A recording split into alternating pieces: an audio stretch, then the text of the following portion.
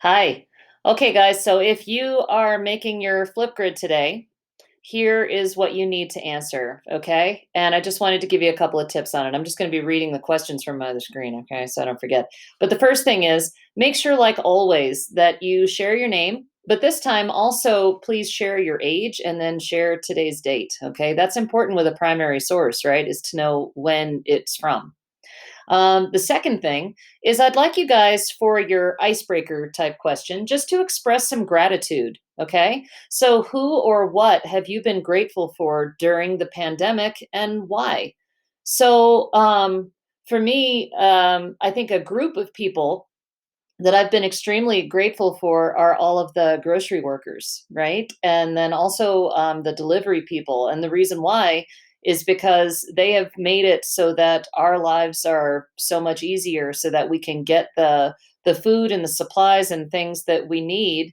And honestly, for those of us who have the privilege to remain home, we're able to do so largely without much interruption to our lives except for a little bit of inconvenience, and really that's not too much to ask, right? But anyway, so my gratitude is to those people who are still working so hard and risking their health and their lives potentially to help the rest of us just kind of keep going. Okay. The second question. Well, wait, that was the second one. Whoops. The third question is I'd like you guys to talk about an object or an artifact that has been important to you or to other people during this pandemic and why. All right. You want to explain the significance or the importance of the object. If you have one on hand, great. You could pick it up and show it to us and whatever. Okay. For me, I don't have an artifact on hand per se. Um, but honestly, you guys have to choose something else now if you're watching this video. But I would say toilet paper, because there was such a big rush on toilet paper, which was pretty insane. And yeah, the manufacturers couldn't make it any faster. So people who had hoarded it had thousands of rolls of toilet paper potentially at home. And the rest of us are like, tree bark? Okay, anyway, so what is an object that you think has been significant? Okay. I don't know, maybe it's an Amazon box. I don't know. Let's see. And then the fourth question is you need to share a memory of a time, okay, or something you've experienced or witnessed during this pandemic. What is a memorable moment that you can share about?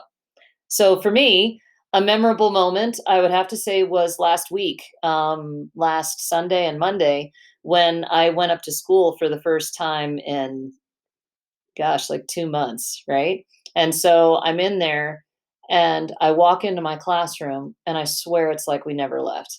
It was the weirdest thing. There was still writing on the wall. I mean, it was like what battle was it we were studying? Oh gosh. Oh, it's along the Mississippi.